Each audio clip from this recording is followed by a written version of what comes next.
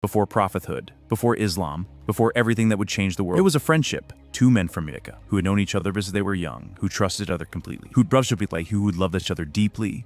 When the Prophet ﷺ received the first revelation, when the weight of prophethood descended upon him, when he came down from Cave Hira trembling, he went to Khadija ﷺ, but the next day he went to Abu Bakr. And he told him everything. He did not say, let me think about it. He said, immediately, I believe you. I testify that you are the messenger of Allah. That is why the Prophet ﷺ called him As-Siddiq, the one who always believes, the one who never doubts. Abu Bakr ﷺ had entered Islam as one of the wealthiest men in Makkah. He had 40,000 dirhams and he spent every single dirham for Islam. He freed slaves who were being tortured for their faith.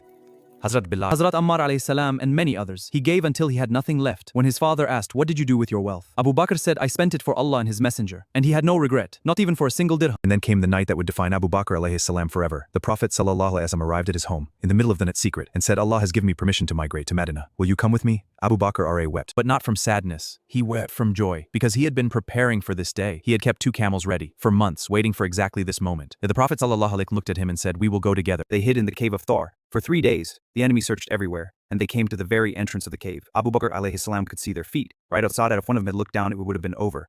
Abu Bakr whispered, O Messenger of Allah, if they look down, they will see us. O Abu Bakr, what do you think of 2 when Allah is their third? Do not grieve, indeed Allah is with us. And Abu Bakr wept, not because he was afraid for himself, but because he was afraid for the Prophet. But Allah had already protected them. By his command, a spider had spun its web across the entire cave entrance. By his command, a dove had built its nest at the opening. No one could have entered this cave. They arrived in Medina, and the entire city came out to welcome them. Children, singing, celebrating, weeping with joy. The migration was complete, and Abu Bakr ﷺ had been there every step of the way. At every moment of fear, he had never left the side of the Prophet, not even for a single step. In part 2, we will see what happened when the Prophet left this world, and Abu Bakr had to hold Islam together alone. Subscribe to Noor Tales.